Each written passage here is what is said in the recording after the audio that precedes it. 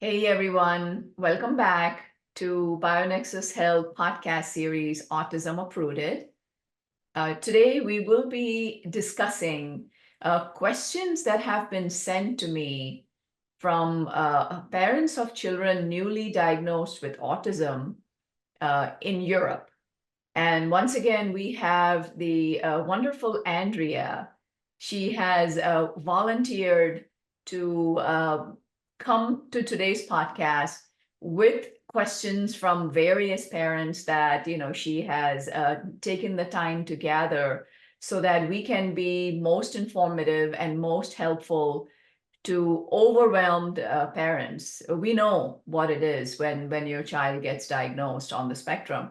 So let's go ahead and proceed and go to Belgium and welcome Andrea to today's podcast. Welcome to the BioNexus Health Podcast with Dr. Jodie Dashore, who holds a PhD in integrative medicine, is board certified in integrative pediatrics, an internationally recognized pioneering clinician, and author. And now here's your host of BioNexus Health Podcast, Dr. Jodie Dashore. Hey Andrea, welcome back to the podcast. How are you today? Hi, Dr. Dashore. I am super excited because I know that today's podcast will change lives, and I'm absolutely honored to be here with you today and to contribute to that. Oh, that sounds amazing. So yes, you have gathered a few questions from different parents in Europe. So Yes. go ahead. Hey, those watching, just wanted to let you know that Andrea is very helpful to many parents in many countries in Europe that reach out to her for guidance because for those of you who have followed, Andrea Remco and author's journey to recovery, know that it's been quite the experience for her. And Andrea and her family have learned a lot, and now they wish to pay it forward and contribute, which is just magnificent. So, Of course, it's our pleasure. The least we could do. yes, of course. Go right ahead. I'm happy to answer So, any questions. so, Dr. Dashore, one of the first questions is regarding all these medical conditions that are hidden behind an autism diagnosis. Most of our children, either they are diagnosed very early in life, or us as parents, we already noticed, it was also my case, that they are different from a very early stage. And when the diagnosis comes, even if some of us maybe, they are already aware that something is different, it always comes with a lot of grief, even desperation, if I may say so. And basically, it really sounds a bit like a life sentence. What I would like you to do is maybe develop a little bit about all these medical conditions that could give the symptoms of autism, to give some hope to parents that if we manage to sort out those conditions and to treat them, many of the autistic symptoms of our kids can actually improve. And although they may stay neurodivergent for the rest of their lives, many of them could actually thrive and live a proper and fulfilling life. So, with your over 20 years of experience, could you please point out to us some of these medical conditions that are hidden behind this dreadful diagnosis? That is a very good question to, start this discussion with. Absolutely. One of the most important things that I discovered on my personal journey with my son was that autism research for many years, right from the start, has given us information that there are, 100+ genes that are involved, and there are multiple bodily systems that are affected: mitochondria, immune system, of course, the brain, the gut. Now, it got me thinking that there are many children in spite of being treated with the usual, biomedical protocols, with like vitamins, etc., they don't really make significant progress. Or, if they make some gains, they regress again. What is going on here? Um, Further research and further information that was gathered by myself back in the day, many years ago, was that that in those days, I would say this was back in 2009, when I slowly started to understand that there are diagnoses, there are conditions known as I'll start one by one. So it used to be known as PANDAS, and now it's known as PANS. It's a pediatric autoimmune neuropsychiatric disorder associated with strep as in streptococcus infection. Mm-hmm. And nowadays it's known as pediatric autoimmune neurological neuropsychiatric syndromes. Okay, what happens is that there are numerous infections that trigger the immune system to become autoimmune and overactive.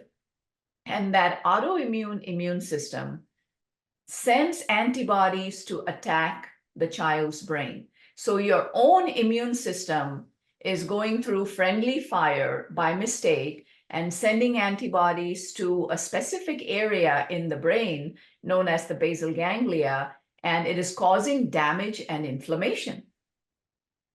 So that was one. Now, the goal was to find out what are the various triggers, what are the various infections, toxins that can cause that immune system in children to go rogue like that, to go autoimmune. Some of the most important infections we found were tick-borne or insect-borne infections. There are many insect bites, mosquito bites, spiders, fleas from animals. Then there could be beach flies, horse flies, tick bites, of course, spider bites, I think I mentioned. So head lice as well. Now, these can pass infections, scratches from cats and kittens when they draw blood. So there are infections like Lyme disease, Bartonella, Babesia, and several others, which can be major triggers for brain inflammation and damage.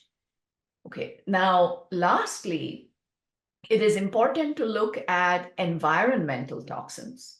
So environmental toxins could be mold, could be volatile organic compounds, VOCs. Now, what is VOC? Many people, when they go into a new construction, for example, Yeah. go to a hotel that is just built, or you just buy a new construction house. If there is carpeting, the paint, the lacquer on the wood cabinets, so there are many sources of these toxic smells and toxic compounds, these toxic chemical smells. And more commonly, it would be even some of the cleaning products that are used. You can have laundry detergents, you can have these fabric softeners that are used that have very strong fragrances. So all of these can cause what is known as, broadly speaking, biotoxin illness, because they're all biological toxins, not just the mold. Yeah. These biological toxins, in turn, affect multiple organ systems, including the gut and the brain.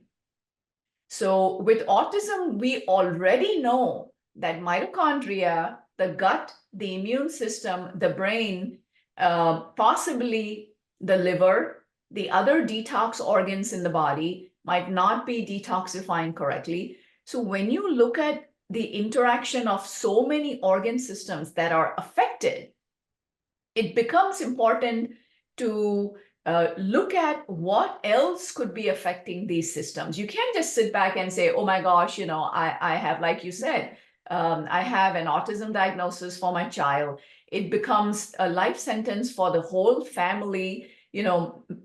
Many people, it is mothers especially, experience grief. They experience self-blame. They Yes. experience, right? Yeah. And, Yeah. in many cultures, it is seen as shameful as well, because others shame you that, oh my gosh, Or you as a have a trauma. curse. Or Or as it's a a curse. curse. Yeah. Exactly. Or it's a I've curse. heard many times, why have I been punished like that by God? Yes. And the important thing here to remember is it's black and white. This is not something it's not an opinion, it is science. There are hundreds of research papers available. There are labs that can be run straightforward. This is your child's blood work, your child's urine and stool and saliva and nasal swab and blood, and it is very clear what is going on with your child. And so it needs to be personalized, it needs to be customized. If anyone is telling you there is a standard cookie cutter protocol that is applicable to every child with autism out there in the world, I would take that with a big pinch of salt, with a tablespoon of salt. Well, if you don't mind, that could be the great introduction towards the second question, because the Okay. second question is related to all these miraculous cures that are advertised these days towards these poor parents who are so desperate to find a solution to help their children that sometimes I've heard cases in which they would sell a house to go for stem cells. um, and I don't know, there are some other ones. I don't know how many sessions of hyperbaric, um, fecal transplant, and all sorts of other miraculous cures. Can you please just what I would like is just to help them understand better, and if they choose to go for these treatments, is to actually do it knowing full well which could be the benefits, but also which could be the secondary effects. So could you please help us transmit to them the knowledge to make a good choice when it comes to this? Yes, I'm happy to. There are so many options out there. It's important to understand as well that unfortunately, it's a tragedy, but nowadays autism has become a big business, Yes. an extremely profitable business, and some things can be quite nefarious out there when it comes to the mighty dollar, isn't it? So it is important for us as parents to make sure that our very hard-earned resources, that we are not becoming victims of someone telling you that there is a magic pill, because there simply isn't. You just look at the research. Honestly, autism parents are the smartest on the planet because they take a deep dive, they research, they don't want a life sentence for their child, they research. But not everyone is in the medical field. It is difficult to move through a lot of research, a lot of evidence, and then there is heavy duty pseudoscience marketing that goes behind these magic cures. I mean, I was a victim myself as well, because I So was totally I. understand, right? Yes. So were So you? was I. Yes, Yes. several times, not just once, because you do become desperate, at some point, to give your child some relief. Like, okay, maybe this will do it. All right, maybe, So honestly, this patchwork approach, I have to give you an example. One of the most ridiculous magic cures that I heard that was actually quite harmful was, someone mentioned to me that, I gave my son camel milk that I smuggled into the country, into the US, and I just gave my son one bowl of cereal, right? And this is like usual junky sugar-laden cereal that is sold in the US, conventional, right? Not even gluten-free. So I gave my son this bowl of cereal with camel milk at night, and next day morning, I heard words like, really? And it was just ludicrous for someone to be spreading such rumors, and of course, after that, I've done a lot of research into the immune modulation effects of camel milk. I think the podcast from last Sunday was Yes. my lecture on that, right? Yeah. So Yeah. look at the science, people. I mean, there is a science behind autism. There needs to be a scientific approach for treatment. Now, let's go on to the other one you mentioned, hyperbaric oxygen. Wonderful treatment, right? However, is it a cure? No. Is it a Band-Aid? Yes. Can it be beneficial at some point? Yes. In a properly customized treatment protocol, at some point, when progress is stalled or there is a plateau, that's when hypobaric. It's very important. Again, there is research. You can research, you can look it up, that if there are underlying aerobic infections like Babesia, for example, right? Yeah. What does oxygen do to oxygen breathing bacteria? What will happen? If your child has infections with bacteria that thrive, that are aerobic, that thrive on oxygen, what are you doing? You're making them grow. Babesia, for example, right, attacks the bone marrow. It goes after red blood cells. It goes after the spleen, right? So your red blood cells that carry nutrition to vital organs in your body, like the brain, the liver, it's the blood. It goes everywhere in your body. Babesia infect the red blood cells and cause destruction, therefore affecting the bone marrow and spleen, etc. Right? Now, it is contraindicated when you have such infections to go for hyperbaric because, I just explained it, right? When you think about it, you understand. Now, after you have run the labs, after you have eliminated the infections and detoxed the toxins, what is the next step? Again, there's no magic. So you have had infections. Say, you start this with a child that is 3 years old, for example. Yes. Right? Yeah. So you don't know how long these infections and toxins have been in the body of the child. Some are born with it. Right? If you have these in your body as a mother, it can be transmitted. If dad has them, dad can transmit to mom, and mom transmits to the child. Again, there's a lot of research articles on this. So 3 years, these have been in the body of your child. If your pregnancy is in an environment with environmental toxins, it will pass on to the fetus during pregnancy.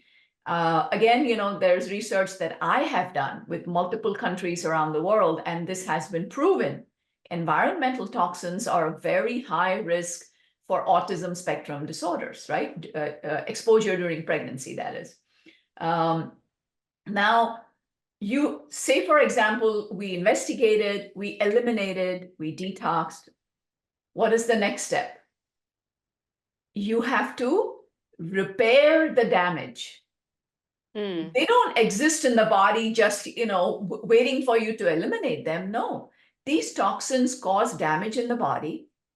And once they are eliminated, the infections cause damage. Once they are eliminated, you have to repair. You have to give time to repair the systems. And you've experienced this. The best part about repair is when your child starts to improve. And Yes. then, right? And then all of these extra band-aids don't seem very attractive. You're like, okay, my child is making such wonderful progress. That little body is capable of repairing itself once given the right tools. So that's the next step. After that, if you are hitting a permanent plateau, like 6 months, no improvement, nothing, we tried, that is when you can start considering things like, neurological stimulatory. I mean, they put electrodes and there are various techniques, right? Then there is Yeah. something with magnets that they've come up with. Okay, that's fine. You can try that. Oxygen therapy, you can try that. Ozone, okay, fine, if there is a plateau. So you're going in knowing that your child's body is free of infections, free of toxins. Repair has been conducted, the body is strong, and now you can go ahead with something, additional like extra oxygen, etc. That's where. I see. That makes sense. Now let's talk about stem cells. Honestly, it's just you've been there, right? What was your experience? I think you tried twice, maybe No, I've actually, thank God, I've only went once. once. It was a very expensive trial. I've heard that nowadays they do this for half of the price for one injection somewhere in Europe. In my case, I've done it in Dubai, and it was extremely expensive also because we're talking maybe 6 years ago. So it was not Right. as fashionable as nowadays. Um, Listen, in the beginning, I think like any parent, after you invest so much money, you want to see things happening. So I remember in the beginning, Right. whenever my son would make the slightest improvement, because also the doctor told us the improvements are not going to come immediately. You're going to see them in time, in the next 6 months. So as soon as something, the smallest thing would happen, I would of course attribute it to the stem cell, because you really want to believe. When I signed up for that, um, I didn't know any better 6 years ago. I really thought that this could really, really help my son. So I really wanted to believe, and I wanted to see things that were moving forward. Um, and after a while, looking back, I realized that in fact none of those were related. And this is what I'm trying to tell to many parents who I come across them on different, I don't know, Facebook pages or in different discussions. And I'm trying to tell them that, as you said, the marketing is so strong. And then what they do nowadays, they also use certain parents. Some of them a bit more famous, let's say. It was the case of a famous TV presenter in Romania quite recently, who went with his son to do such an intervention, and he came back saying that 4 hours after the intervention, his son started speaking. So you can imagine, I mean, how should I say, the tremendous effects that this had. But luckily, in the end, there were also people who kind of revolted. And I think in the end, he kind of had to, come back on his declaration. I was very happy to see that, to tell you the truth, because there are many parents out there willing to, as I told you earlier, to sell their house, I don't know, to deprive their children of so many things just to try this one off treatment.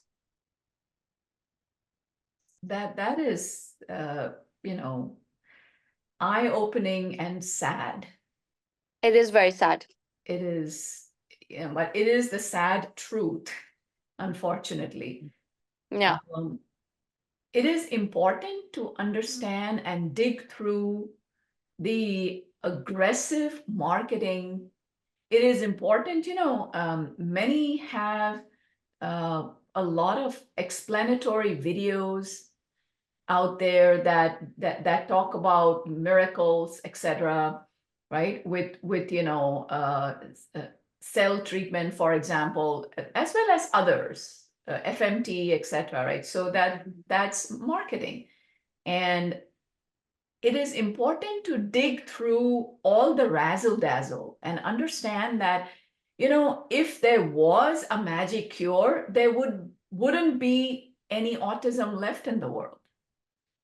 It's just, I mean, seriously, families would gather together, create funds for this once in a lifetime procedure that, like similar to children that get leukemia and they need my nephew had to go through bone marrow transplant. And all of us, that big family we have, in Greece, in Ireland, in India, we all gathered funds and we made sure that he went through his bone marrow transplant, and God bless him, he's doing well. Yeah, wonderful. Thank you. So that is what happens, right? I mean, it's no one tells you that that you may lose the gains, that you may have to go back every 6 months to do another bone marrow transplant. Have you ever heard of such nonsense? No. Why? Because a bone marrow transplant is a FDA approved procedure. And the medical authorities in many different countries approve the procedure for that specific condition, that yes, it works. Now, Yeah. right, if you're being told that your child may experience a lifetime of epilepsy, if you're being told to sign off that, and this is common knowledge in Facebook groups, that for the next 3 to 4 months, your child is going to be off the walls, cannot sleep, cannot eat, completely hyperactive, and then you'll see the gains. And by the time it's going to be 6 months, then you have to go back again. Like, hello, Yeah. why would you accept that kind of stress on a child's body? This is a nonverbal child, mostly are nonverbal, cannot explain the pain. It's just mind-boggling. My son went through the experience of over-methylation, because back in the day, it had become fashionable. Oh my God, methylation, do your genetic test, blah, blah, blah. So, we went in, we gave him methylfolate, right? This was a really renowned practitioner. Of course, it was a new treatment, and everything was new back in the day, when Brian was 6.5 years old, and we were trying to help him. Later on, we asked him, why did you become suicidal? Why were you trying to jump out of a window? And then he said, Mama, brain was shivering. I said, oh my God. Brain was shivering? Like, can you even imagine a 7-8-year-old little nonverbal child with legs paralyzed, pain everywhere in the body, and then the brain is shivering, and here I'm thinking I'm helping him. So that was it. I was like, no invasive treatment for my child, or for any child in my practice for that matter. No injections, no shots, no enemas, no colonoscopies. It was a nightmare. I wish we had never done that. So, let me finish with that. So do parents know that everyone at every age can enhance their own stem cell production? Okay, Dr. William Lee, he's an MD, he's world-renowned. He talks about food and nutrition that can enhance, enhance and allow the body to release your own bone marrow, to release more stem cells to help your body heal itself, right? To help your body repair. when given the right tools and conditions, which is what I've always spoken, eliminate infections, detoxify environmental toxins, repair the damage, and then go in. You can use herbals, of course, and you can use, regular diet that can help. You can use lifestyle modification. Again, there is research on this, that stem cells can be enhanced in your own body. And and it is mostly become fashionable to go into this for older people who are looking for longevity. But can you Mm-hmm. even imagine our children with a new body, a brand new body, a brand new bone marrow? Of course, once you clear out the underlying conditions, you can naturally enhance the cells. I have seen children, many have reported, including our friend Alexandra, right? Many mothers and fathers have reported that eventually Crohn's, ulcerative colitis, PANS, PANDAS in children diagnosed, when you have a flare-up, it's gone in 2 days eventually. Why? Because the underlying problems are treated. They're like Dr. Dashore. The whole family got crazy COVID, and your patient, meaning their child, Mm-hmm. 1 day of little bit of like symptoms, and then he's fine. He's exposed to everyone. It is not possible for us. We are all sick. So that is the body maintaining and healing itself. That is the beauty when you bring about homeostasis and regulation in your child's body. And you know what that is? Instead of a life sentence, that is a lifetime gift to your child. You won't be around forever. And, your child will have this beautiful immune system for the rest of their lives. Whatever foundation you give your child before puberty, that's when puberty, the massive benefit to the immune system, the hormones come out, like they should, because obviously most toxins are endocrine disruptors. Hormones get affected. All of these band-aids out there, cells and FMT and HBOT and all, they don't give you hormonal regulation. No, they don't. That is why they're band-aids. When you clear out the toxins, when you clear out the infections, then your hormones are regulated for your child as well. And the puberty is beautiful. Now, keep in mind, puberty is a nightmare for even neurotypical kids. Yes. Now, if your child is beginning to speak, has major attitude, has hormonal fluctuations during puberty, right? It is great because that is normal.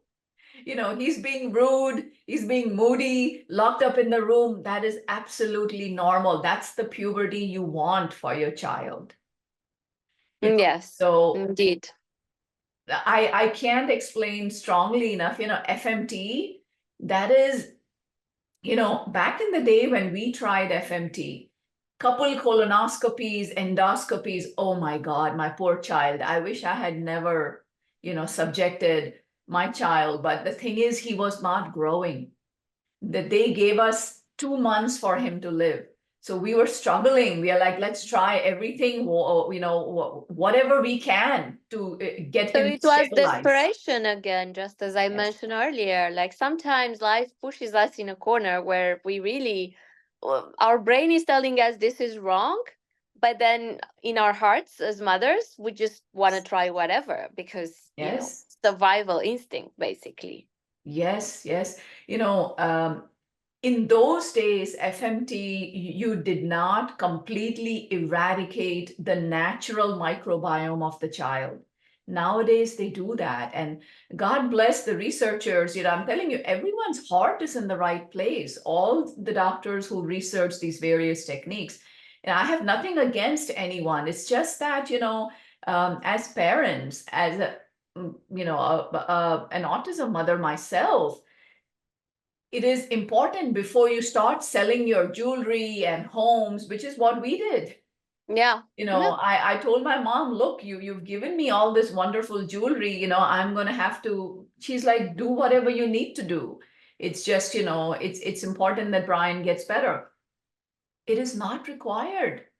It's important to understand the pros and cons. And then, of course, if you are in a desperate, like real medical emergency, you do whatever's needed. Whatever needs to be done. Modern medicine is amazing. Just go ahead and save your child's life, accident, major ulcerative colitis, major Crohn's, a lot of diarrhea, whatever needs to be done.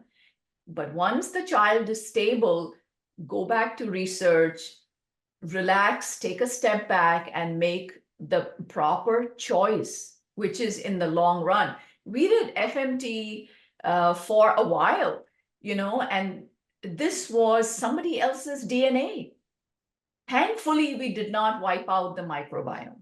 Thankfully. Nowadays, apparently, vancomycin is given to completely wipe out the normal microbiome in the child, and then the donor is injected. Is there going to be a relative risk reduction? Relative risk reduction is very different statistically from absolute risk reduction. Relative risk reduction means it belongs in that study group, right? Now, when you're researching, not everyone is a statistician.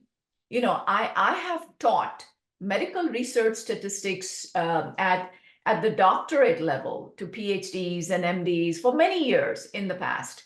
And one of the things, it is so difficult to teach. I remember when I was doing my doctorate in OT, I had to teach the entire class pretty much, going through their doctorate, how to analyze research studies, what are the research parameters? Is it a robust study? What is relative risk reduction? What is absolute risk reduction?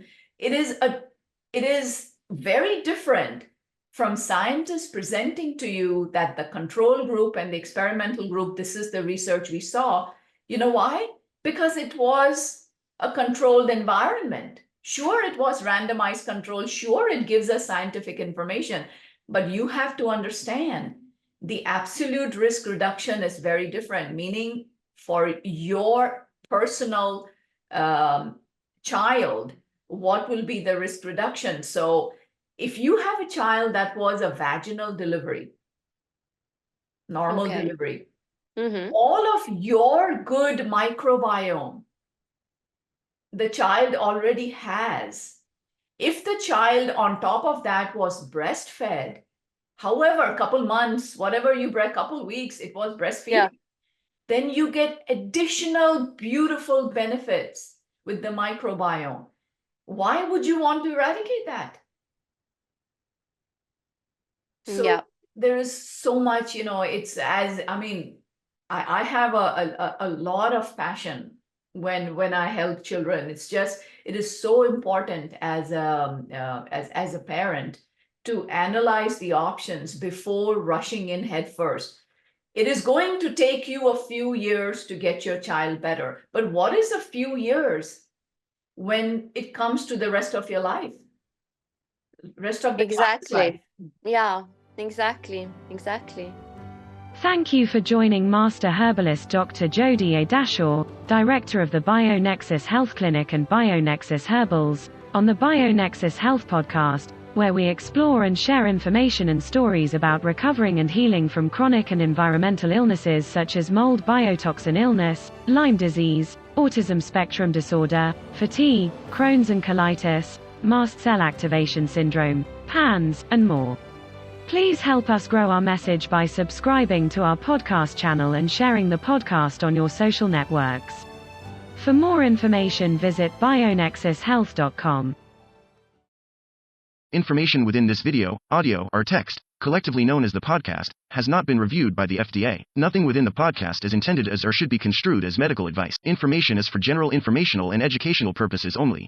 Consumers of the podcast should consult with their healthcare practitioners for medical recommendations. Seek the advice of a qualified healthcare provider. Do not disregard the advice of a healthcare provider based on any information from the podcast. The information within the podcast may contain information concerning dietary supplements or over-the-counter products that are not drugged. Our dietary supplement products are not intended for use as a means to cure, treat, prevent, diagnose, or mitigate any disease or other medical or abnormal condition.